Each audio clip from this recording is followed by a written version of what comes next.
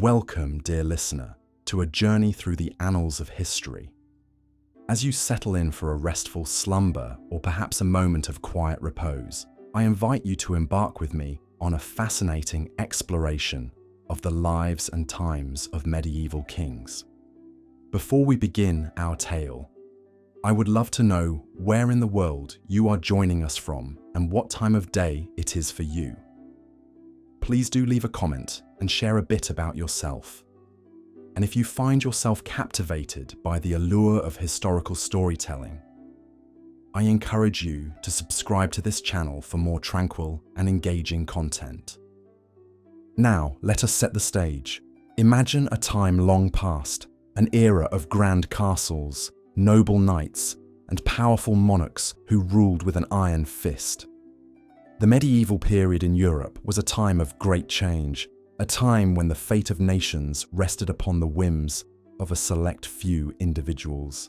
But behind the pomp and pageantry of the royal courts lay a darker side, a world of debauchery, cruelty, and eccentricity that often went unchecked.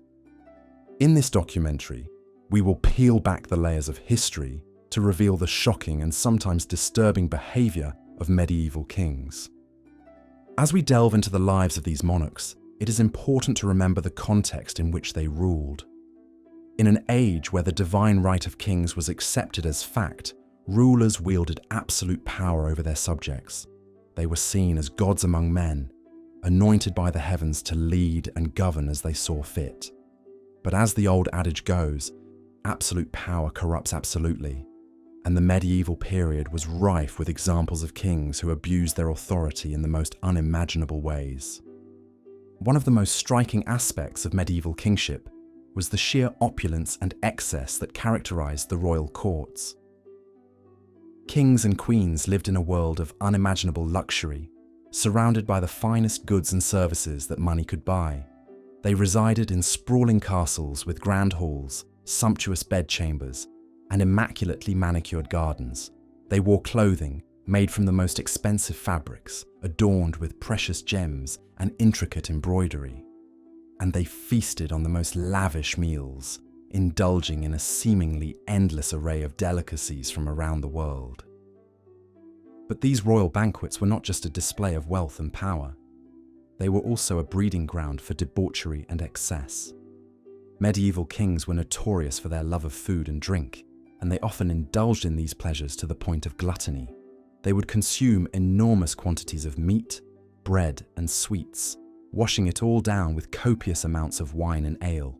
Some kings were known to eat up to 5,000 calories a day, a staggering amount that would put even the most voracious modern eater to shame. One particularly egregious example of royal gluttony was William the Conqueror, the Norman king who invaded and conquered England in 1066. William was a fierce warrior and a skilled military strategist, but he was also known for his love of food and drink. In fact, he became so fat in his later years that he could barely ride a horse, let alone lead his armies into battle. According to one account, William's excessive weight gain was the result of a particularly indulgent feast, during which he reportedly consumed an entire roast goose, a whole loaf of bread, and several flagons of wine. But William was not the only medieval monarch to succumb to the temptations of gluttony. Many kings and queens were known for their lavish feasts and extravagant dining habits. In the 15th century, for example, the court of King Richard III of England was renowned for its opulent banquets, which featured such delicacies as roast swan, peacock, and even porpoise.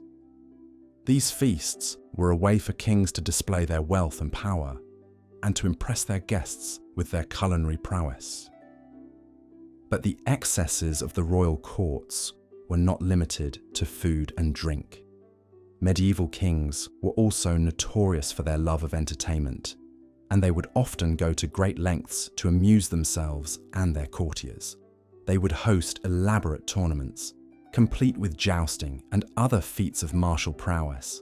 They would stage grandiose pageants and masks, featuring elaborate costumes, music, and dance.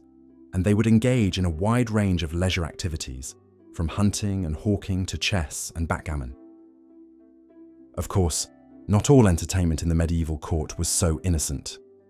Kings and queens were also known to indulge in more scandalous pastimes, such as gambling, drinking, and even sexual promiscuity.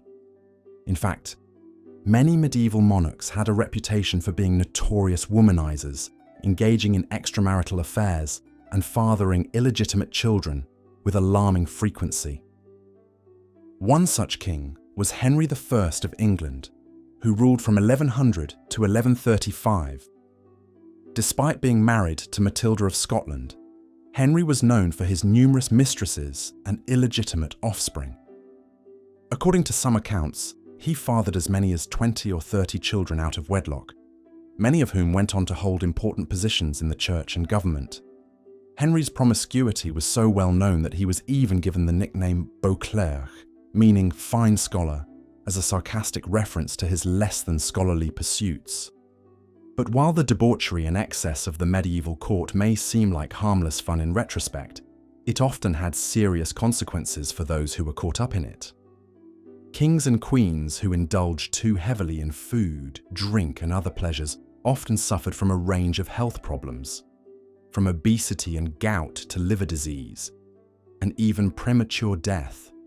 And their subjects often bore the brunt of their excesses, as resources were diverted away from important matters of state in order to fund the lavish lifestyles of the nobility. But the dark side of medieval kingship was not limited to mere overindulgence. In fact, many monarchs of the time were known for their cruelty and brutality, meting out harsh punishments to those who dared to cross them. In a world where the king's word was law, even minor offences could result in gruesome and painful consequences. One particularly notorious example of royal cruelty was the practice of execution by hanging, drawing, and quartering.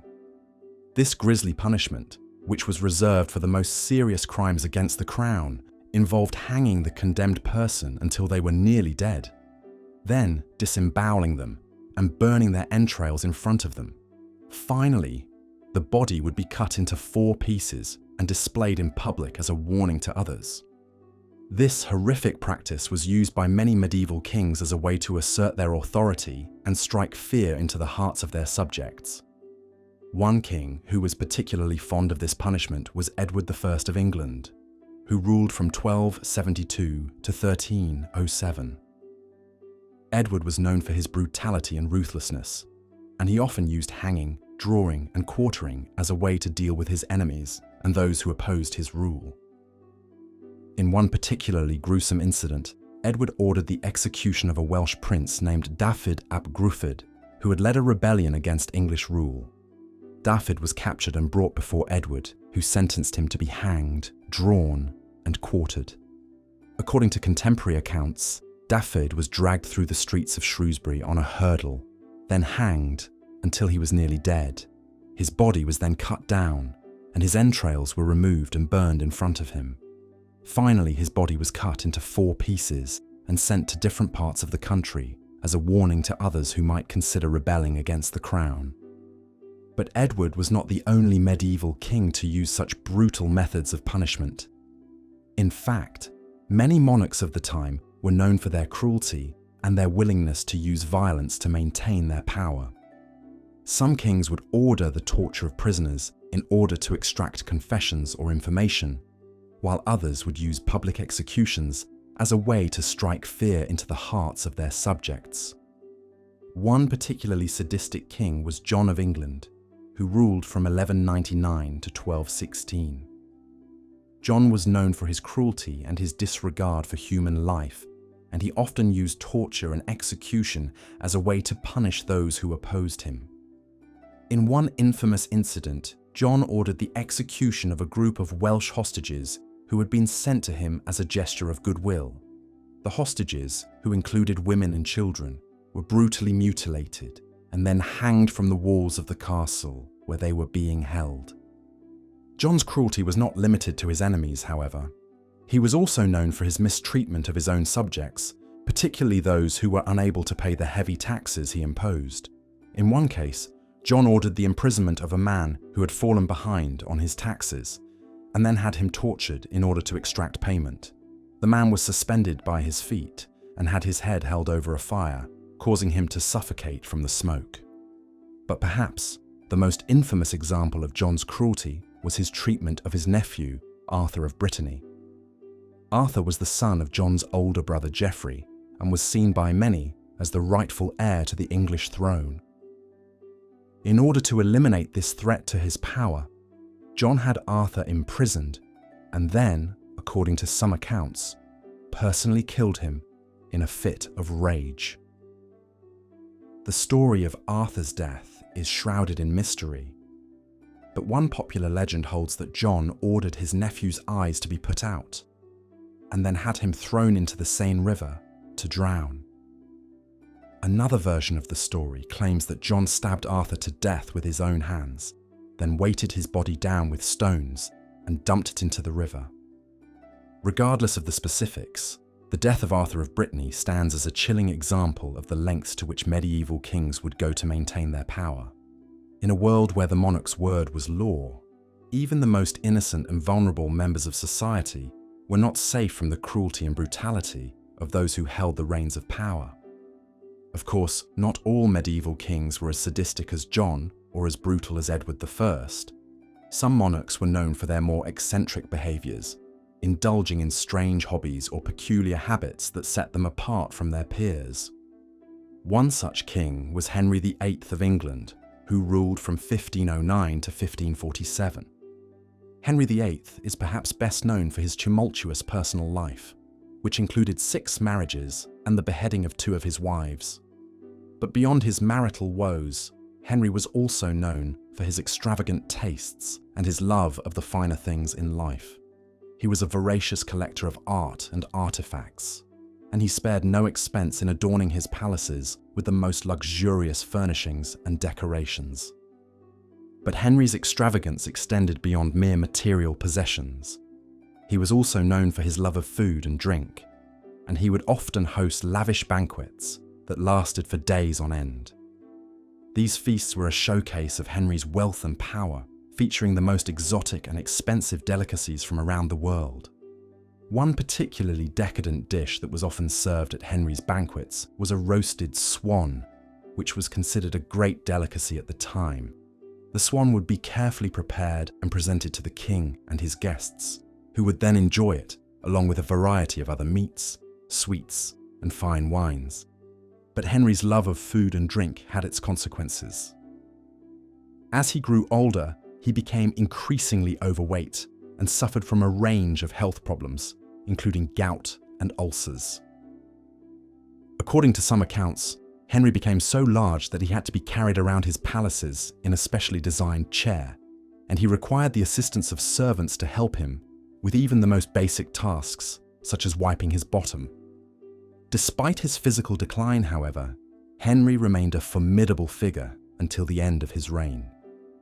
He continued to rule with an iron fist, using his power and influence to shape the course of English history.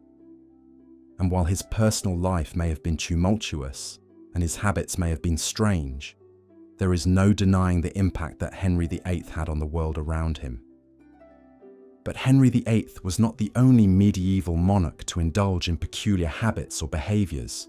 In fact, many kings of the time were known for their eccentricities, which ranged from the mildly amusing to the downright bizarre. One such king was Charles VI of France, who ruled from 1380 to 1422. Charles was known for his bouts of madness, which caused him to engage in a range of strange and erratic behaviours. According to some accounts, Charles would often forget his own name and title, and would wander aimlessly through his palaces, convinced that he was made of glass. During these episodes of madness, Charles would often become violent and unpredictable, lashing out at those around him and causing great damage to his surroundings. In one particularly disturbing incident, Charles reportedly attacked and killed 4 of his own knights in a fit of rage, believing them to be enemies who had infiltrated his court. Despite his mental instability, however, Charles remained on the throne for more than 4 decades, thanks in large part to the efforts of his wife and advisors, who worked to maintain the stability of the French monarchy. But his reign was marked by constant turmoil and conflict, as rival factions within the court sought to take advantage of the king's weakened state. Another medieval monarch who was known for his mental instability was Henry VI of England, who ruled from 1422 to 1461, and then again from 1470 to 1471. Like Charles VI, Henry suffered from bouts of madness that rendered him unable to govern effectively, and his reign was marked by constant political upheaval and civil war. According to contemporary accounts, Henry's madness began to manifest itself in the early years of his reign, when he was still a young man. He would often become unresponsive and catatonic, staring blankly into space for hours on end. At other times, he would become agitated and violent, lashing out at those around him and causing great damage to his surroundings. As Henry's mental state deteriorated, his advisors and supporters became increasingly concerned about the stability of the English monarchy. In 1453, Henry suffered a complete mental breakdown and became entirely unresponsive, leaving the country without a functioning ruler for more than a year. During this time, Henry's wife, Margaret of Anjou, and his cousin Richard, Duke of York, both sought to take control of the government in his stead. This led to a period of intense political instability and conflict, as rival factions within the court battled for power and influence. Eventually, Henry was deposed by the Yorkists, who claimed the throne for themselves. But his reign had left a lasting impact on English history, and his story serves as a chilling reminder of the challenges and dangers of ruling a medieval kingdom. Of course, not all medieval kings were as mentally unstable as Charles VI or Henry VI. Some monarchs, particularly those who ascended to the throne at a young age, faced different challenges altogether. These teenage kings, thrust into positions of immense power and responsibility, often struggled to navigate the complex world of medieval politics and diplomacy. One such king was Edward III of England, who became king at the age of 14 after the deposition of his father, Edward II. Despite his youth, Edward proved to be a capable and effective ruler, leading England to a series of military victories against Scotland and France. But Edward's reign was not without its challenges. As a young king, he was often at the mercy of his advisors and courtiers, who sought to manipulate him for their own gain. He also faced constant pressure to produce an heir, as the stability of the English monarchy depended on the smooth transfer of power from one generation to the next. Despite these challenges, however, Edward managed to navigate the treacherous waters of medieval politics and emerge as one of the most successful and influential kings of his time. He expanded England's territories through military conquest, strengthened the country's economy through trade and commerce, and laid the groundwork for the rise of the English Parliament. But Edward's success was not solely due to his own abilities and achievements. He was also fortunate to have the support of a strong and loyal group of advisors and allies who helped him to navigate the complex world of medieval politics and diplomacy. One of the most important of these advisors was Edward's mother, Isabella of France, who played a key role in his early reign. Isabella was a shrewd and ambitious woman who had helped to orchestrate the deposition of her husband, Edward II, and the accession of her son to the throne. As Edward's regent, Isabella wielded significant power and influence, and she used her position to advance her own interests and those of her allies. She was instrumental in negotiating the Treaty of Northampton, which ended the Scottish Wars of Independence and secured England's northern border. But Isabella's influence was not without its drawbacks. Her close relationship with Roger Mortimer, a powerful English nobleman, led to rumours of an affair and allegations of treason. Eventually, Edward was forced to assert his own authority and have both Isabella and Mortimer arrested and executed. Despite this setback, however, Edward continued to rely on a close circle of advisors and allies throughout his reign. He forged strong relationships with other European monarchs, including Philip VI of France and David II of Scotland, and he used these alliances to advance England's interests on the international stage. But while Edward's reign was marked by many successes and achievements, it was also characterized by a disturbing trend that was all too common among medieval monarchs: the obsession with bloodlines and the practice of inbreeding. In the medieval world, the concept of royal blood was seen as a powerful and mystical force, one that could confer legitimacy and authority on those who possessed it. As a result, many royal families became obsessed with preserving their bloodlines and ensuring that their offspring were of pure and noble descent. One of the most extreme examples of this obsession was the Habsburg dynasty, which ruled over vast swathes of Europe for centuries. The Habsburgs were notorious for their practice of inbreeding. We left off discussing the mounting tension between King Richard the Lionheart of England and King Philip II of France as they embarked on the Third Crusade together in 1190. These two powerful monarchs, who were normally bitter rivals, suddenly found themselves in the unusual position of being allies and roommates. For months, Richard and Philip were forced to share cramped quarters as they sailed across the Mediterranean to the Holy Land. One can only imagine the awkward silences, passive-aggressive jabs, and bouts of bickering that must have ensued between the ill-suited bunkmates. It would be like a medieval version of the Odd Couple, with Felix and Oscar replaced by two egotistical warrior kings. Despite putting on a show of camaraderie in public, Richard and Philip's alliance was shaky from the start. The shared goal of recapturing Jerusalem was not enough to overcome their deep-seated animosity and mistrust of one another. Petty disagreements over strategy and supplies gradually eroded any semblance of partnership. Philip was particularly irked by Richard's arrogance and his perceived superiority as a military commander. Always the bridesmaid, never the bride. Philip resented playing second fiddle to the charismatic Richard, even as an ally. He was also unnerved by Richard's legendary temper and wondered if bunking with him was more dangerous than facing Saladin's army. Bickering soon turned into full-blown fights behind closed tent flaps. Chroniclers reported raised voices and things being thrown.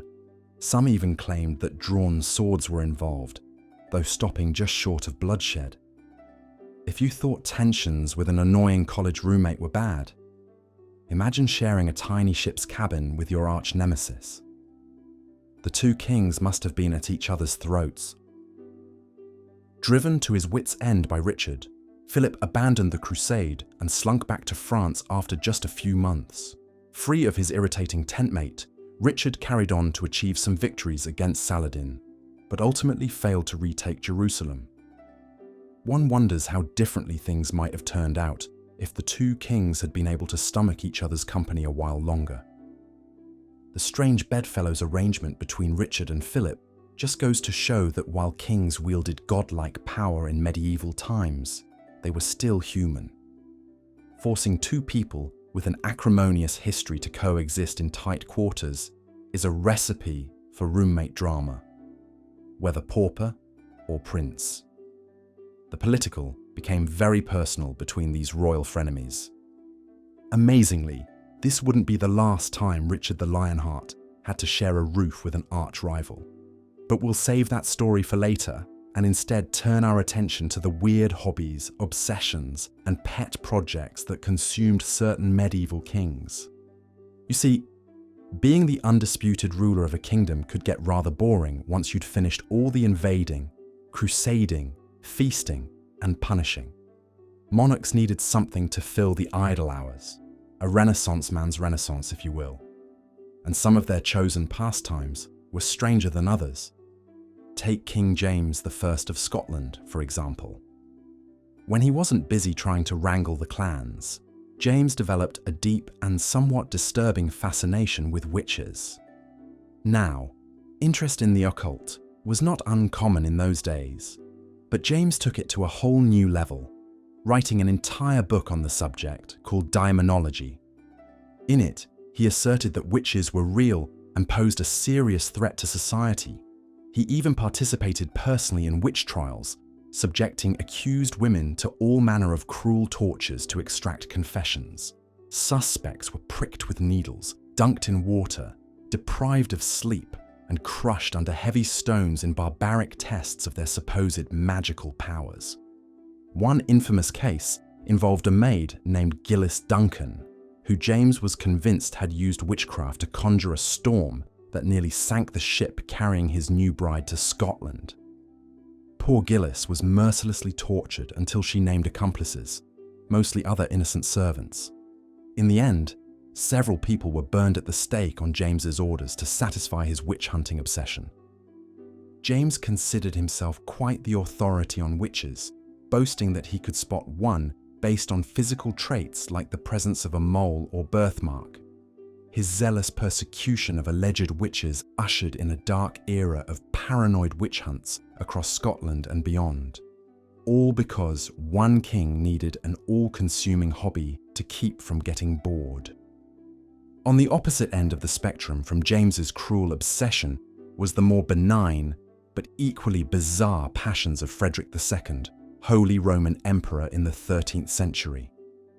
A true medieval Renaissance man, Frederick fancied himself a man of learning and culture. He spoke at least 6 languages and rubbed elbows with scholars and artists from around the world. But Frederick's chief interests lay in the natural world. He adored animals and kept a menagerie of exotic creatures at his palaces that would put most modern zoos to shame. Bears, lions, camels, panthers, and elephants all called his royal estates home. He even had a giraffe, the first to be seen in Europe, which quickly became his favourite pet. One can imagine Frederick doting on the gentle giant, personally feeding it acacia leaves. Frederick's other great passion was science. He performed all sorts of experiments, some brilliant, some baffling. For example, he once raised a batch of babies without ever allowing anyone to speak to them in an attempt to discover mankind's natural language. Another time, he encased condemned prisoners in casks to see how long they could survive without food and drink. While Frederick considered himself quite the enlightened man of science, many of his experiments crossed ethical lines and seemed to be more about satisfying morbid curiosity than gaining knowledge. But hey, when you're an all-powerful emperor, no one can tell you no. Frederick could freely indulge his every weird whim, from palling around with giraffes to subjecting babies to linguistic isolation, without fear of rebuke. In the end, Frederick and James were more similar than they might seem at first glance. Both kings became unhealthily obsessed with pet projects that consumed their time, energy, and sanity. They allowed their passions to drive them to commit disturbing and cruel acts. Such was the danger of being a bored medieval monarch, with nary a Netflix subscription to keep you entertained. Perhaps these kings would have been better off sticking to more innocuous hobbies like needlepoint or gardening. But what fun would that be for us to talk about today? In a perverse way, we're lucky that some kings pursued their strangest fascinations with gusto, giving us a window into the medieval mind at its most unhinged. Speaking of unhingedness, we turn now to the curious phenomenon of peasants who briefly became kings through sheer force of charisma or dumb luck. These rags to riches to rags stories may seem like the stuff of fairy tales, but they really did happen from time to time in the Middle Ages. Take the strange saga of Hans Bohm, for example. Hans was a humble shepherd from the German village of Niklashausen, who gained a cult following in 1476 after experiencing religious visions. He railed against the corruption of the church and nobles, calling for radical social reform. Tens of thousands flocked to hear him speak. At the height of his popularity, Hans even declared himself a king and began living lavishly off of donations from his followers. But his lofty rise was short-lived. The powers that be did not take kindly to an upstart peasant rabble-rouser, and Hans was soon arrested, tortured into confessing heresy, and burned at the stake. It was back to rags for this would-be king. Hans was not the only peasant to have a brief brush with royal life before meeting a grisly end. In 1358, a French peasant named Guillaume Calle crowned himself King of the Jacquerie after helping to stir up a massive peasant revolt. Guillaume's reign lasted only a few weeks before he was captured by the nobles, tortured, and executed. His followers were slaughtered en masse. Over in England, one low-born young man took an even bolder step in his quest for the crown. Lambert Simnel managed to convince a group of nobles that he was actually Edward Plantagenet, the rightful heir to the throne, in 1487. With their support, Lambert was crowned King Edward VI in Dublin at the tender age of 10. But Lambert's regal aspirations soon came crashing down when his army was defeated by the forces of King Henry VII. In a curious twist of fate, the real King Henry took pity on young Lambert and spared his life, giving him a job as a kitchen servant in the royal household. From the throne room to the scullery, quite the demotion. As these stories show, the path from peasant to king was a perilous one that rarely ended well for the upstart. Medieval society was rigidly hierarchical, and those who dared to upset the order were dealt with harshly. The very idea of a peasant king was so preposterous, so unthinkable, that it could only end in humiliation and bloodshed. And yet, you almost have to admire the sheer chutzpah of the Lamberts, Guillaumes, and Hanses of the world. These were men who refused to stay in their place, who dreamed of something greater than their humble lot in life. In their own strange way, they were challengers of the status quo, doomed, deluded challengers perhaps, but challengers nonetheless. The fact that we still remember the stories of these peasant kings centuries later is a testament to the enduring allure of the underdog, the outsider who dares to punch above his weight. In a time when the social order was so rigidly fixed, there's something oddly compelling about the idea of a lowly peasant rising to the top, if only for a moment. Of course, the reality was far less romantic. For every fairy tale, there were countless broken dreams and brutal suppressions. The medieval world was not a friendly place for those who aimed above their station. But still, one can't help but feel a twinge of admiration for those who dared to try. As we come to the end of our journey through the darkest, strangest corners of medieval monarchy, it's worth reflecting on what these kings' stories tell us about the nature of power. The overarching theme seems to be that absolute power corrupts absolutely, and also makes you absolutely weird. From Henry VIII's gluttonous excess to Charles VI's delusion of being made of glass, unchecked power warped the minds and behaviour of medieval rulers in ways both disturbing and bizarre. It's almost as if having the authority to do literally anything you want causes you to pursue your strangest whims and most sociopathic impulses. Perhaps there's a lesson in that for us today. While modern political leaders may not wield quite the same godlike power as medieval kings, they are still human beings subject to the same temptations and eccentricities. The more we concentrate authority in the hands of a select few, the greater the risk of tyranny and cruelty. Medieval kings also offer a cautionary tale about the dangers of blind obedience to authority. The peasants and nobles who unquestioningly followed their sometimes unhinged rulers often enabled and empowered disturbing acts. All because the king said so. In this too, there are echoes of the modern era. So what then can we take away from this parade of mad, bad, and just plain strange monarchs?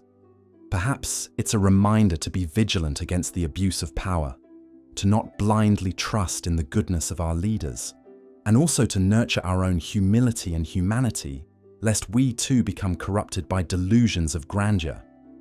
But on a lighter note, these kings also offer a perverse sort of escapism.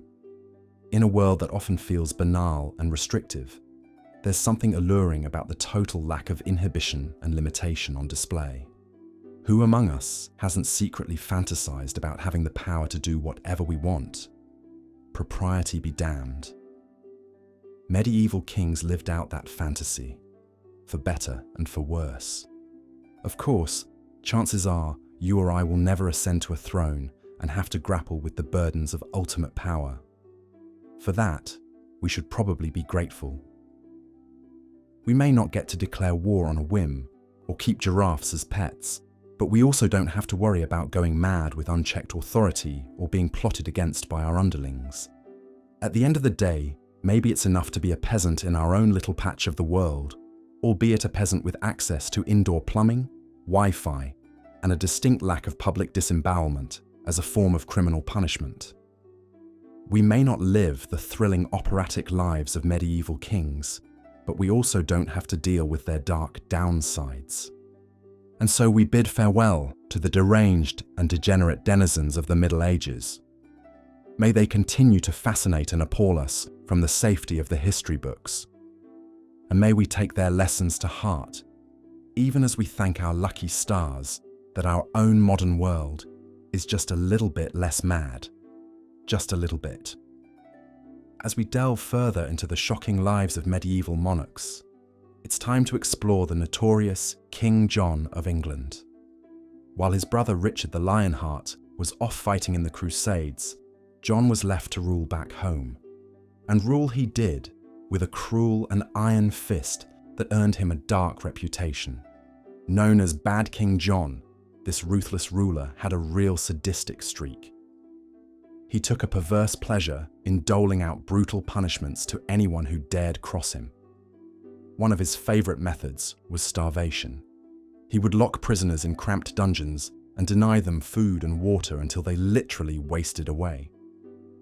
But perhaps his most twisted act was inflicted on a wealthy nobleman named William de Briouse. William had the misfortune of falling out of King John's favour. In revenge, John had William's wife Matilda and their eldest son thrown into the dungeons of Corfe Castle. He then gave a chilling order that they were to be given just one daily ration, a single sheaf of oats and one raw egg. Can you imagine the excruciating pain of starving so slowly? Matilda and her son suffered this agonizing fate for 11 days until they finally succumbed. King John's brutality wasn't just reserved for individuals who wronged him. He once ordered an entire town to be razed to the ground, with all its inhabitants killed in retaliation for its loyalty to an enemy. He also had a nasty habit of taking the wives and daughters of his barons as hostages to ensure their cooperation. What could drive a man to such unhinged cruelty? Well, King John was notoriously insecure and paranoid. He was forever in the shadow of his charismatic older brother Richard. Some historians believe his viciousness stemmed from a deep-rooted need to assert his power and authority in the most unequivocal way possible. There's also a theory that King John may have suffered from some form of mental illness. His unpredictable outbursts of rage, his moodiness, and his irrational decision-making have led some to speculate he had what today would be diagnosed as a personality disorder. Of course, in medieval times, kings weren't subjected to psych evaluations. They had unchecked power to indulge their darkest impulses. While King John's barons did eventually revolt against his tyrannical rule and force him to sign the Magna Carta limiting royal power, this didn't put an end to his cruelty. He continued to lash out until dysentery finally did him in at age 50. He died a hated man, so reviled that barely any of his barons showed up to his funeral. King John may be one of England's most loathed monarchs, but he was far from the only sadistic sovereign during the Middle Ages. Take the Holy Roman Emperor Frederick II, for example. Frederick was a man of refined tastes, a patron of the arts and sciences. But he also had a twisted curiosity that led him to conduct some truly disturbing experiments on human subjects. One of Frederick's most infamous studies centered on discovering what language babies would naturally speak if never taught. would they instinctively start speaking Hebrew, Greek, Latin, or Arabic? To find out, he had a group of infants raised in complete isolation by deaf-mute nurses, forbidden from cooing to them or even showing affection. The poor babies never heard a word. Tragically, they all died before uttering a single sound. Frederick also wondered about what went on inside the human body, but autopsies and dissections were forbidden by the church at the time. Not one to let religious decree stand in his way, Frederick performed secret surgeries on prisoners. He would have the unlucky inmates cut open while still alive, without any anesthetic of course, so he could poke around their entrails and satisfy his morbid curiosity. These grisly experiments were agonizing and almost always fatal. It seems that Frederick's reputation as the wonder of the world may have gone to his head, making him believe he was above the laws of God and man. His unquenchable thirst for knowledge, unchecked by any moral boundaries, led him to commit atrocities in the name of science. He treated his subjects like expendable guinea pigs. But let's be clear, for all his intellectual pretensions, Frederick's actions were those of a cold-blooded killer. He may have dressed up his depravity in the robes of scientific inquiry, but at the core, he was driven by the same dark impulses as other brutal rulers of the Middle Ages. His complete disregard for human life was a symptom of the unchecked power that medieval kings wielded. And speaking of royal egos run amok, let's turn our attention to the poster boy for monarchical excess, King Henry VIII of England. Henry was a man of huge appetites for food, women, and extravagance. He embodied the caricature of the portly king with a turkey leg in one hand and a goblet of wine in the other. But Henry wasn't just a glutton. He was also vain, petty, and ruthless. Despite his macho image, Henry was actually quite the dandy. He spent a fortune on clothes, blowing the equivalent of $2.5 million a year in today's money on his wardrobe. He had a penchant for flashy jewellery and even more flamboyant codpieces. That's right, Henry's codpieces were the marvel of Europe, with some so large and lavishly bejewelled they bordered on the comical. But woe to anyone who dared snicker at the royal package. Henry once had a jester named Will Summers, whipped for making an impertinent joke about his codpiece. The quip cost Will a painful lashing. Henry could not abide anyone poking fun at his manhood, literal or metaphorical. When he wasn't busy playing fashion police, Henry devoted a great deal of time to his favourite pastime, weddings. The guy just loved getting married, so much so that he tore his country away from the Catholic Church when the Pope wouldn't let him divorce wife number 1. But Henry didn't let a little thing like schism stop his matrimonial ambitions. He would go on to wed 5 more times. Of course, not all these marriages had fairy tale endings. 2 of Henry's queens, Anne Boleyn and Catherine Howard, lost their heads on the chopping block when they fell out of favour. He had Anne executed on trumped-up charges of treason, adultery, and even incest. The day after Anne's head rolled, Henry got engaged to the next in line. Towards the end of his life, Henry morphed from a dashing young prince into a morbidly obese tyrant. He grew so large his waist measured 54 inches, and he had to be winched onto his horse with a crane. He was riddled with painful ulcers and gout. But even in this sorry state, he remained vicious, continuing to mete out executions left and right. Henry VIII may have fancied himself a Renaissance man, but his petty grudges, massive ego, and mercurial cruelty were more fitting of a schoolyard bully. His reign was one of the most tumultuous and transformative in England's history, but it was also marked by the kind of unhinged excess that only absolute power can breed. As we've seen time and again, medieval kings were often a law unto themselves, free to indulge their most depraved whims without consequence. It was a recipe for disaster that destroyed countless lives. But in a perverse way, their shocking misdeeds make for fascinating history. The more we learn about the humans behind the crowns, the more we realize that even the most powerful kings were deeply flawed men, warped by the weight of unchecked authority. And on that note, we'll draw the curtain on this chapter of Medieval Monarchs Gone Wild. In our next segment, we'll explore what happened when rival kings became roommates, diving into the tense and tangled relationship between Richard the Lionheart and Philip II of France. Two alpha males with a history of bad blood, forced to bunk together for a crusade. What could possibly go wrong? Tune in next time to find out. Until then, sleep well knowing that the worst a modern politician can do is send a snippy tweet, not have you drawn and quartered.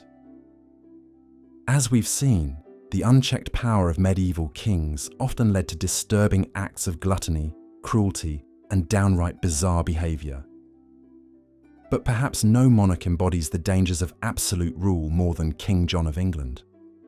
John, the youngest son of Henry II, ascended to the throne in 1199 after the death of his brother Richard the Lionheart.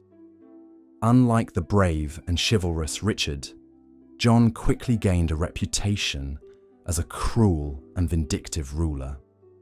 He was known for his sadistic treatment of prisoners, often ordering them to be starved, beaten, or even roasted alive over fires. One of John's favourite pastimes was to personally oversee the torture of his enemies.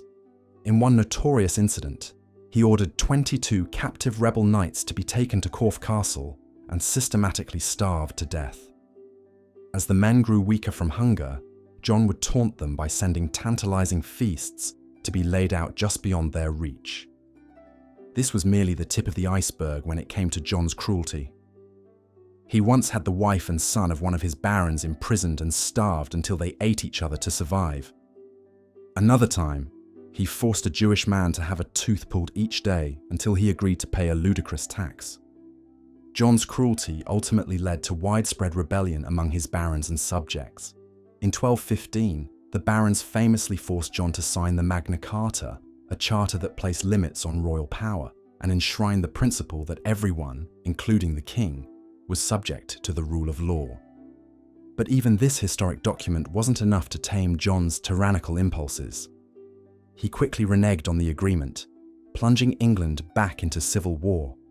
It's said that John was so universally despised, only one of his barons remained loyal to him by the end of his reign. John's story serves as a cautionary tale about the dangers of absolute monarchy. When medieval kings were free to indulge their darkest impulses without restraint, even a document as revolutionary as the Magna Carta could only do so much to curb their excesses.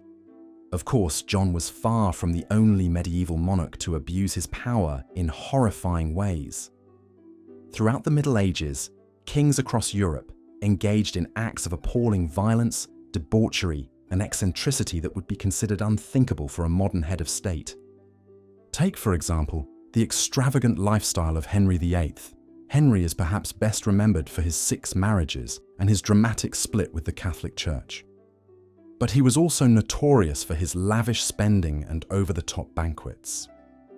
At one legendary feast in 1532, Henry had his servants construct an entire artificial forest inside a banqueting hall at Whitehall Palace. The forest was populated with real deer, pheasants, and rabbits for the king and his guests to hunt. Live blackbirds were baked into pies and released to fly around the hall when the crust was cut. For Henry, no extravagance was too great when it came to entertaining. He once hosted a 5-day banquet that featured a pie containing 24 blackbirds, which were released to fly around the banquet hall when the pie was cut open. Another time, he had an entire ship's worth of food delivered from Calais to satisfy his craving for a particular type of fish. But Henry's extravagance came at a steep cost. His lavish spending and costly foreign wars drained the royal treasury, forcing him to dissolve the monasteries and seize their wealth to pay his debts. This, in turn, led to widespread social upheaval and resentment among his subjects. Henry's story illustrates the perils of unchecked royal power, even in the absence of outright cruelty. When kings were free to indulge their every whim and fancy, it often came at the expense of the very people they were supposed to serve. But not every medieval monarch abused their power in such overt ways. Some kings were known more for their eccentricities and bizarre behavior than for their brutality or extravagance. One such king was Charles VI of France, also known as Charles the Mad. Charles ascended to the throne at the age of 11 and initially showed promise as a ruler. But in his early 20s, he began to exhibit signs of serious mental illness. In one famous episode, Charles became convinced that he was made of glass and could shatter at any moment. He refused to allow anyone to touch him and even had special protective clothing made to prevent him from breaking. At other times, Charles would fly into fits of rage, attacking his servants and courtiers. He once killed 4 men in his entourage during a hunting trip, believing them to be enemy soldiers. His behavior became so erratic that he had to be restrained with chains at times to prevent him from harming himself or others. Charles' mental illness had serious consequences for France. During his reign, the country was torn apart by civil war and invaded by the English, who captured large swaths of French territory. Many historians believe that Charles's madness was a major factor in France's military defeats and political instability during this period. The story of Charles VI is a tragic reminder of the human frailty behind the pageantry of medieval monarchy. For all their power and prestige, kings were still flesh and blood men, susceptible to the same mental and physical afflictions as any other person. But madness was not the only affliction that plagued medieval monarchs. In a time before modern medicine, kings were also vulnerable to a host of physical ailments and disabilities. One such king was Charles II of Spain, who ruled in the late 17th century. Charles was the product of generations of inbreeding among the Spanish Habsburgs, a dynasty notorious for its preference for marrying within the family to keep power consolidated. As a result of this inbreeding, Charles suffered from a host of physical and cognitive disabilities. He had an abnormally large head, a protruding jaw, and a speech impediment that made it difficult for him to be understood. He was also prone to seizures and bouts of depression. Perhaps most disturbingly, Charles was reportedly unable to chew his food properly and would often vomit at the table. His jaw was so misaligned that he had trouble closing his mouth, causing him to drool constantly. Despite his many disabilities, Charles was still expected to rule as king and produce an heir to continue the Habsburg line. He married twice but was unable to father a child, leading to a succession crisis after his death. The story of Charles II is a disturbing example of the lengths to which medieval monarchs would go to preserve their power and lineage. By prioritizing dynastic purity over the health and well-being of individuals, they created a system that was rife with genetic disorders and physical deformities. But perhaps no king exemplifies the strange and disturbing world of medieval monarchy quite like Vlad the Impaler. Vlad, who ruled Wallachia, modern-day Romania, in the 15th century, is best known as the inspiration for Bram Stoker's Dracula. But the real Vlad was even more terrifying than his fictional counterpart. He earned his nickname, the Impaler, due to his habit of impaling his enemies on stakes and leaving them to die slow, agonizing deaths. Vlad's cruelty was legendary. He once had a group of merchants nailed to the heads of their horses for failing to remove their hats in his presence. Another time, he had the turbans of some Turkish envoys nailed to their heads when they refused to remove them out of religious observance. But Vlad's most notorious act of brutality came during a banquet he hosted for a group of nobles who had previously rebelled against him. As the nobles dined, Vlad had his soldiers surround the banquet hall and seal the exits. He then ordered the hall to be set on fire, burning the nobles alive as they screamed in agony. Vlad's reign of terror came to an end in 1476, when he was killed in battle against the Ottomans. But his legacy lived on, inspiring countless legends and stories about the cruel and bloodthirsty Prince of Wallachia. The story of Vlad the Impaler serves as a chilling reminder of the dark side of medieval monarchy.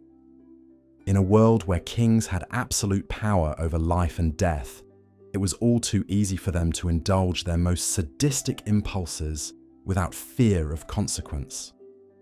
Of course, not every medieval king was a homicidal maniac or a raving lunatic. Some were simply eccentric, with strange habits or peculiar obsessions that set them apart from their more conventional peers. One such king was Rudolf II, Holy Roman Emperor from 1576 to 1612. Rudolf was a patron of the arts and sciences, and his court in Prague became a center of learning and culture during his reign. But Rudolf was also known for his eccentricities and peculiar interests. He was obsessed with alchemy and the occult, and he spent vast sums of money on esoteric pursuits like trying to create a golem or turn lead into gold. Rudolf was also a notorious recluse, rarely leaving his castle and communicating with his advisors only through written messages. He suffered from bouts of depression and paranoia, and he became increasingly withdrawn and isolated as his reign went on. Despite his eccentricities, Rudolf was a relatively benign ruler compared to some of his more brutal counterparts. But his story still illustrates the strange and often inscrutable world of medieval monarchy, where even the most powerful rulers could be consumed by their own obsessions and neuroses. As we've seen, the life of a medieval king was often marked by cruelty, excess, and madness. But it's important to remember that these rulers were also products of their time, shaped by a world very different from our own. In an age before democracy and constitutional government, kings were seen as divinely appointed rulers with absolute authority over their subjects. This power often went to their heads, leading them to indulge their worst impulses without fear of repercussion. But even the most tyrannical kings were still human beings, with all the flaws and foibles that entails. They suffered from mental illness, physical disabilities, and the same petty jealousies and insecurities as any other person. In the end, perhaps the most disturbing thing about medieval monarchy is not the individual acts of cruelty or excess committed by specific kings, but the system itself that allowed such behavior to flourish unchecked for centuries. It's a sobering reminder of the dangers of unchecked power and the importance of accountability and transparency in government. And it's a testament to the progress we've made as a society that such abuses of authority are no longer tolerated or celebrated in the way they once were. As we reflect on the dark and disturbing history of medieval kings, let us also take a moment to appreciate the hard-won freedoms and protections we enjoy today. And let us remain vigilant against the ever-present temptation of power to corrupt and degrade the human spirit. As we've seen, the tales of these peasant kings are a reminder of just how unpredictable and precarious life could be in medieval times, where one day you're tending sheep in a field and the next you've got a crown on your head and an army at your back. But as the old saying goes, the candle that burns twice as bright burns half as long. And for these unlikely monarchs thrust suddenly into power, their reigns tended to be as short-lived as they were unlikely. Take, for example, the strange case of Timothy the goatherd, who reportedly became king of Wendland, a tiny speck of a fiefdom in what's now Poland, for a few short days in the 13th century. Legend has it that the previous king of Wendland died without an heir, sending the kingdom into chaos as various factions vied for power. Amidst the confusion, Timothy, a humble goatherd, somehow got it into his head that he should be the next king. He marched into the capital and managed to convince a mob of peasants to crown him as their new ruler. For a few glorious days, Timothy lived it up as only a king can, feasting on roast mutton, guzzling wine from jeweled goblets, and ordering his loyal subjects to attend to his every whim. He even issued a few nonsensical decrees from his rickety throne, like banning left shoes and declaring goats to be sacred animals. But alas, Timothy's reign was not to last. The kingdom's nobles and knights, who had been off fighting each other, eventually got word of the upstart peasant king. They promptly returned to the capital, rounded up Timothy and his ragtag band of followers, and put an abrupt and rather grisly end to the goatherd dynasty. While Timothy's story is likely more folklore than fact, it does illustrate a kernel of truth. In the dog-eat-dog world of medieval politics, the common man didn't stand much of a chance if he dared to upset the social order. Kings were born, not made, and any peasant who forgot his place was dealt with swiftly and harshly. The ruling classes had a vested interest in keeping the rabble firmly in line. But this didn't stop some particularly bold and charismatic peasants from making a go at seizing power, even if it was ultimately futile. In the waning days of the 14th century, a failed English priest and radical rabble-rouser by the name of John Bull stirred up a major peasant revolt against King Richard II. For a few heady weeks, Bull and his band of rebels roamed the countryside, burning records of serfs' debts and giving rousing speeches on equality and an end to the oppressive feudal system. Bull famously asked the masses, "When Adam delved and Eve span, who then was the gentleman?" In other words, if all people were descended from the same common ancestors, what gave the nobility the right to lord it over everyone else? It was a revolutionary concept for the time, and it was enough to propel Bull to the status of a folk hero and would-be king in the eyes of many downtrodden peasants. But unfortunately for Bull and his followers, King Richard was not about to let a motley crew of pitchfork-wielding serfs overthrow the monarchy. After a few weeks of raising hell, the peasant rebels were decisively crushed by the king's professional army. Bull himself was captured, given a show trial, and then hanged, drawn, and quartered as a warning to any other peasants getting ideas above their station. His head ended up on a spike on London Bridge, a grisly reminder of the perils of challenging the king's divine right to rule. As these ill-fated peasant kings show, the medieval world was not a friendly place for commoners with royal ambitions. The feudal system was rigidly hierarchical, with everyone knowing their place, and woe betide anyone who tried to climb above their designated rung on the social ladder. For serfs and servants, the best they could hope for was to stay in their lords' and masters' good graces. Stepping out of line or daring to dream of a better life was a quick way to end up in the stocks, or worse. Even for actual kings born into power, life was no cakewalk. Sure, they enjoyed lavish feasts, grand castles, and armies of grovelling sycophants, but they also faced constant threats from scheming rivals, backstabbing courtiers, and the ever-present spectre of war and violence. And as we've seen, more than a few medieval monarchs let the power go to their heads, indulging in all sorts of depravities and cruelties just because they could. But perhaps we shouldn't judge them too harshly.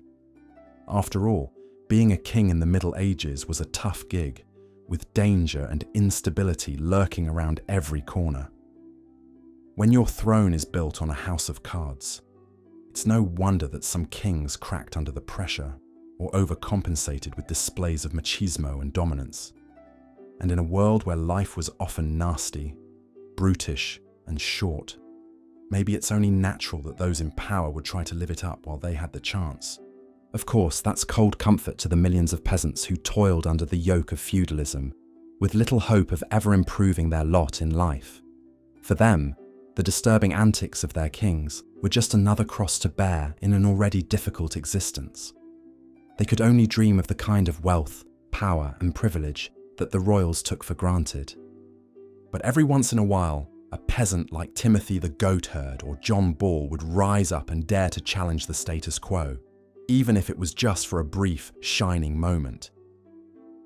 These unlikely rebels may not have had much of an impact in the grand scheme of things, but they remind us that even in the most oppressive of systems, the human spirit endures.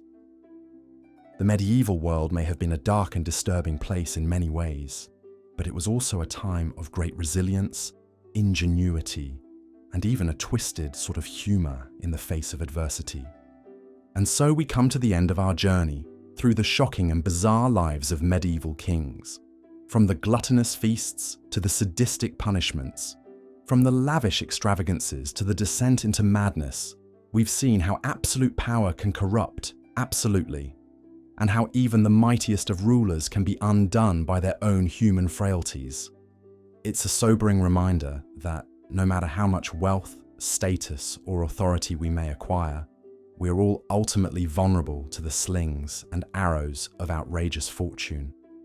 And in the end, death is the great equalizer that humbles kings and peasants alike.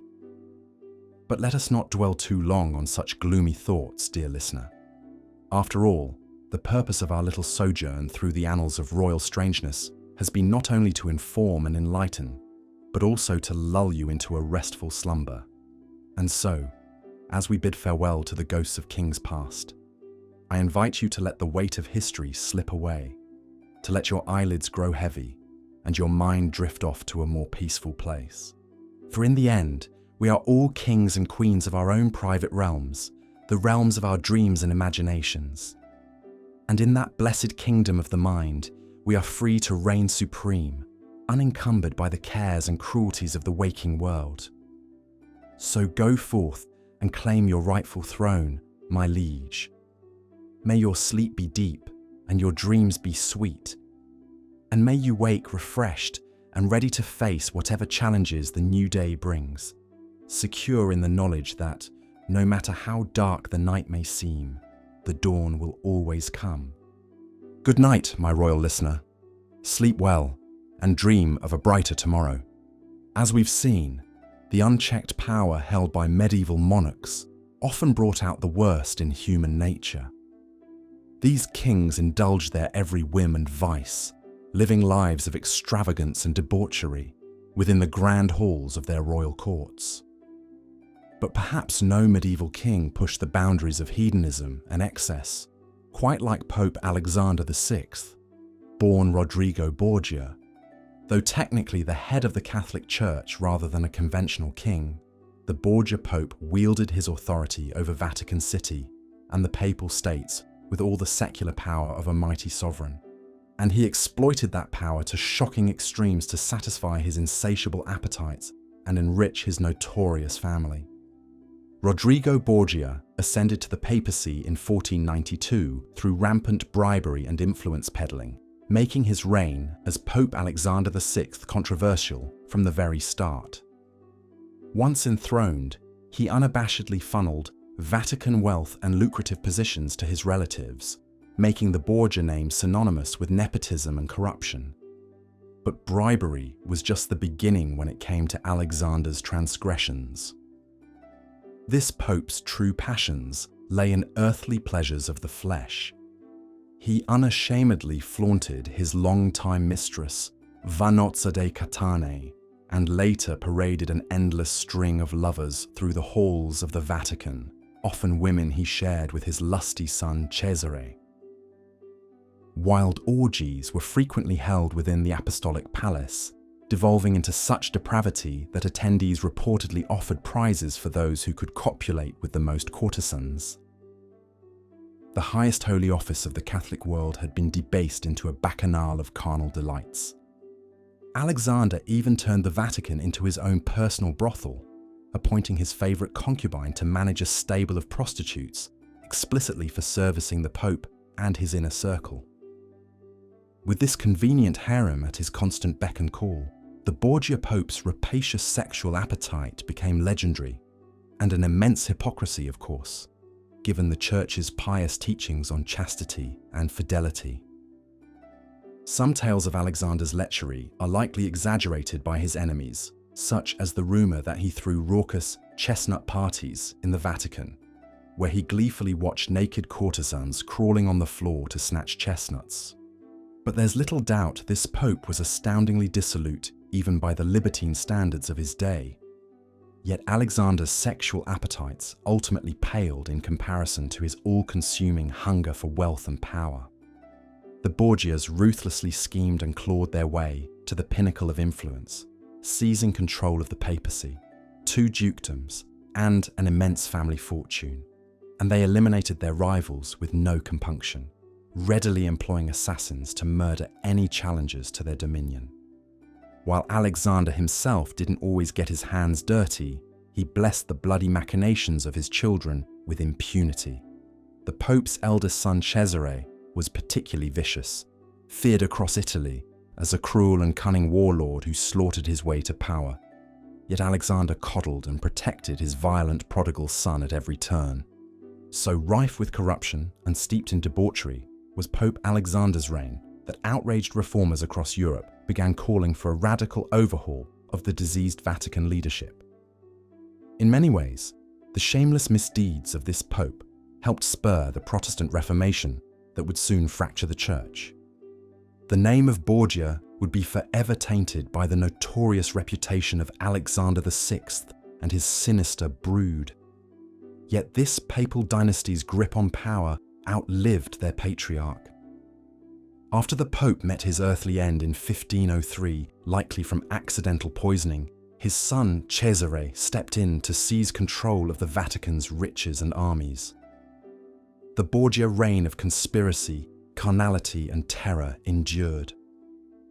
As the Catholic Church reeled from the fallout of Alexander's brazenly immoral pontificate, Christendom at large was reminded of the perils of concentrating so much unchecked authority in the hands of one man. For in the wrong hands, as seen with so many debauched and unhinged medieval kings, such unrestrained power could corrupt even the most sacred of offices. While some popes before him were hardly saints, Alexander VI brought the papacy to new lows of turpitude with his unrepentant carnality and all-consuming greed.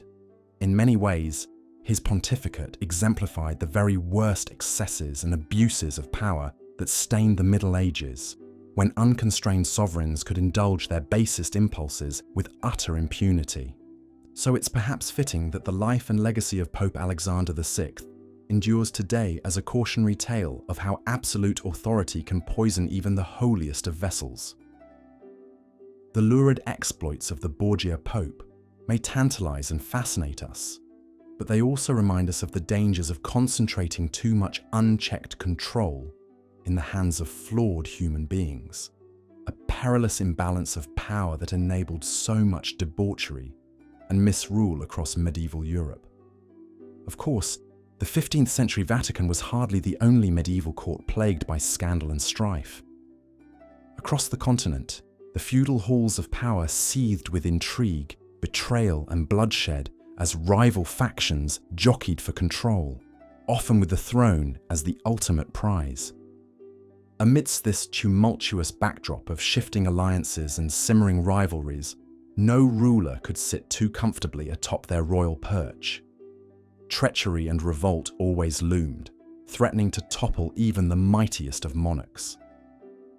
And that ever-present menace of being deposed fostered a grim culture of paranoia and suspicion that pervaded the medieval halls of power. In this world of smoke and mirrors, it could be hard to tell friend from foe. Beneath veneers of courtly etiquette, seethed Machiavellian plots to usurp and dethrone. Whispers echoed off the palace walls as rivals conspired in shadowy corridors. It was a world where one's closest confidants could become their bitterest enemies overnight. To guard against this constant threat of betrayal, medieval monarchs employed a cadre of personal bodyguards to watch their backs.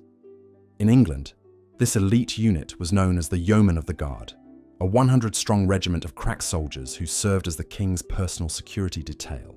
Founded in 1485 by King Henry VII, the yeomen were tasked with thwarting any attempted coups or assassination plots against the sovereign. These hardened warriors were the best of the best, handpicked for their unflinching loyalty and martial prowess. They shadowed the monarch around the clock, vigilant against any potential treachery.